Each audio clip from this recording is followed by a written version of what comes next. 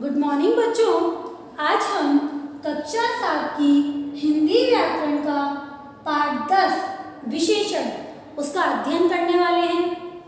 बच्चों, हमने इसके पहले विशेषण जो थे उसकी परिभाषा को देखा था।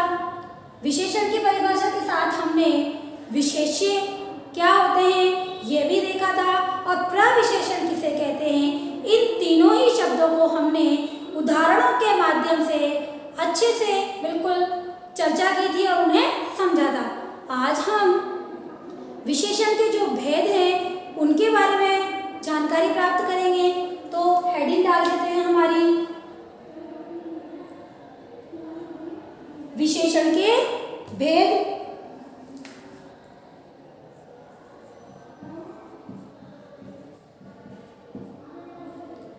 विशेषण के भेद। देखो, विशेषण के बच्चों जो भेद होते हैं वो 4 प्रकार के होते हैं। कितने प्रकार के भेद होते हैं विशेषण के? 4 प्रकार के। कौन कौन से? पहला होता है गुणवाचक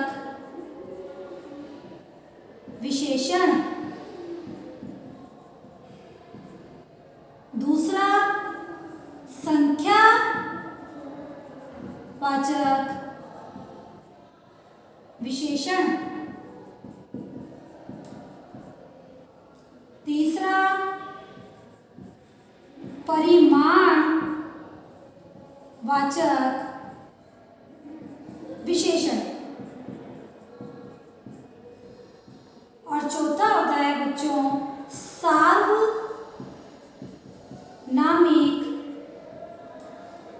विशेषण।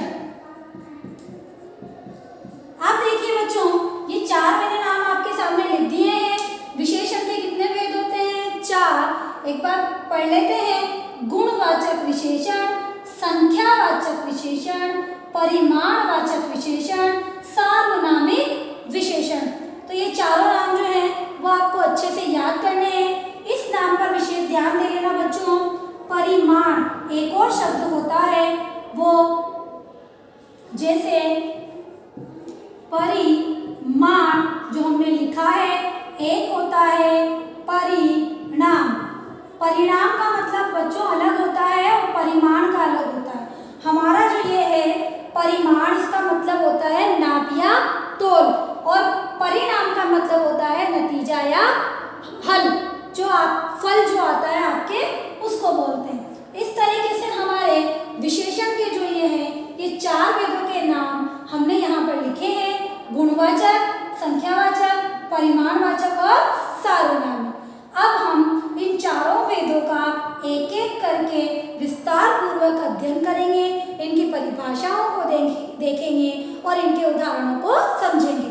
तो सबसे पहला डाल लेते हैं हमारा गुणवाचक विशेषण। सबसे पहला है हमारा बच्चों गुणवाचक विशेषण। गुणवाचक, ठीक। अब गुणवाचक विशेषण क्या होगा बच्चों? ऐसे शब्द जो किसी व्यक्ति, वस्तु की गुण, दोष, रूप, रंग, दशा, आकार, अवस्था, स्वाद, गंध, प्रकार आदि के बारे में बोध कराते हों। ऐसे शब्द जो किसी के बारे में उसकी जानकारी देते हो, वो जानकारी उसकी अच्छी, बुरी, दशा, अवस्था किसी को भी लेकर हो सकती है। उन शब्द, उनकी विशेषता बताते हैं, उन्हें क्या बोलते हैं? गुणवाचक विशेषण कहते हैं। कहने का मतलब ये है वे विशेषण शब्द जो किसी की गुण, दोष, रूप, रंग, आकार, प्रकार, दशा, अवस्था आदि का बोध कराते हैं, उन्हें गुणवाचक विशेषण कहा जाता है। उदाहरण देते हैं, जैसे सभी फल मीठे थे। ठीक, फलों की विशेषता क्या है कि वो मीठे थे? ये क्या है? स्वाद है। आपने खाया तभी तो पता लगा ना, तो ये स्वाद गंध के अंतर्गत आ जाएगा। ठीक है, जैसे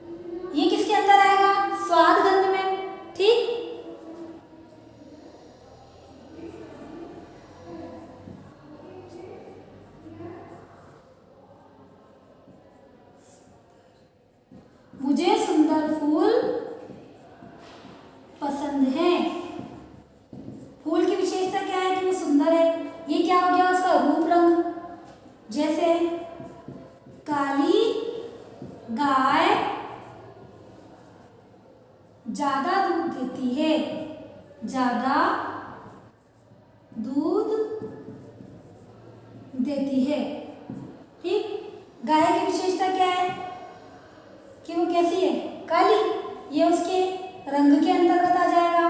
तो ये क्या है, गुणवाचक विशेषण, जो किसी के गुण बताते हैं, किसी की दशा, अवस्था, रूप, रंग, ठीक, स्थान आदि के बारे में बताते हैं, वो क्या कहलाते हैं, गुणवाचक विशेषण कहलाते हैं। अब गुणवाचक विशेषण के अंतर्गत कौन कौन से शब्दों का समावेश हम कर सकते हैं या आते हैं, जैसे हमने यह बताया कि स्वाद आ रहा है, या आकार प्रकार, ये रंग आ रहा है, ये रूप रंग आ रहा है, ये रंग आ रहा है, इस तरीके से और क्या क्या इसके अंदर आ सकते हैं, उनका भी हम अध्ययन कर लेते हैं।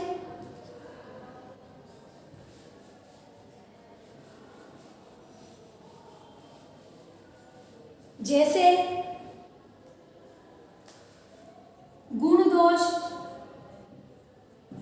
किसी के गुण या किसी के दोष, जैसे इसके अंदर क्या क्या आ सकते हैं, आलसी, परिश्रमी, मूर्ख, बुद्धिमान, क्रूर, दयालु आदि, ये किसके अंतर्गत आ सकते हैं, गुण और दोष के अंदर आ सकते हैं। रंग ले लो, रूप रंग, रूप रंग में काला, गोरा, हरा, सफेद, सांवला, मैला आदि। इस तरीके से ये किसके अंदर आ जाएंगे, रूप रंग के अंदर आ सकते हैं। और देखते हैं,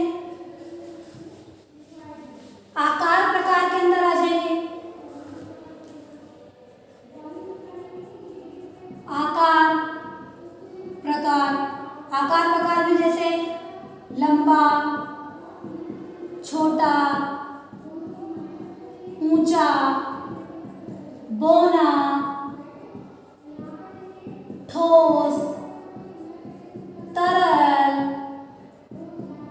आदि, ये किसी का आकार या किसी का प्रकार।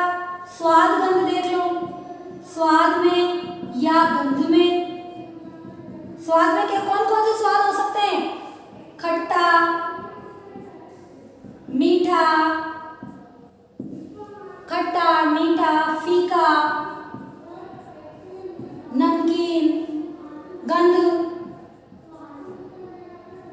सुगंधित, बदबू आदि, ये किस में आ जाएंगे, आकार प्रकार में आ जाएंगे। फिर देश में देख लो, देश में क्या आ सकता है, देखो, देश भारतीय, चीनी, जापानी, भारतीय, चीनी, जापानी, अमेरिकी, ये किसके अंदर आ जाएंगे, देश के अंदर आ जाएंगे। दशा या अवस्था, दशा अवस्था में किसी की दशा बताई जाए, किसी की अवस्था बताई जाए, जैसे कोई जवान है, कोई बूढ़ा है, कोई रोगी है, इस तरीके से क्या हो जाएगी, उसकी दशा या अवस्था बताई जाएगी। कोई कमजोर है, कोई ताकतवर है,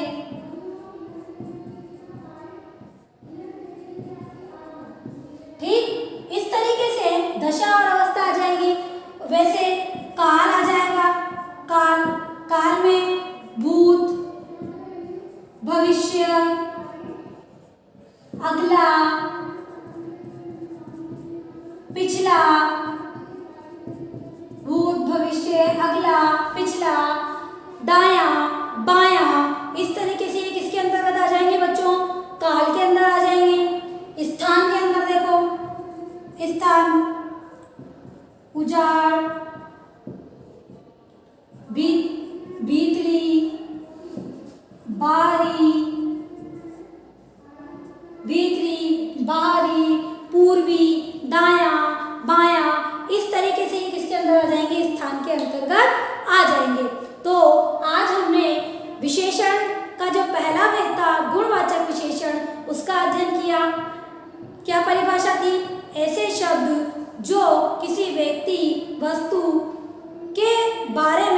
उसके गुण, दशा, अवस्था, रूप, रंग आदि के बारे में अध्ययन कराते हैं, उनका बोध कराते हैं, उन्हें हम गुणवाचक विशेषण कहते हैं। गुणवाचक विशेषण के अंदर कौन कौन सी शब्दों का समावेश हो सकता है, हमने उनके बारे में भी थोड़ा सा विस्तार से देखा और समझा। तो आपको गुणवाचक विशेषण को अच्छे से पढ़ना और समझना है और याद करना है। तो बच्चों, विशेषण का जो बाकी के भेद हैं वो हम अगली वीडियो में पढ़ेंगे। आज की क्लास के लिए आप सबका बहुत बहुत धन्यवाद।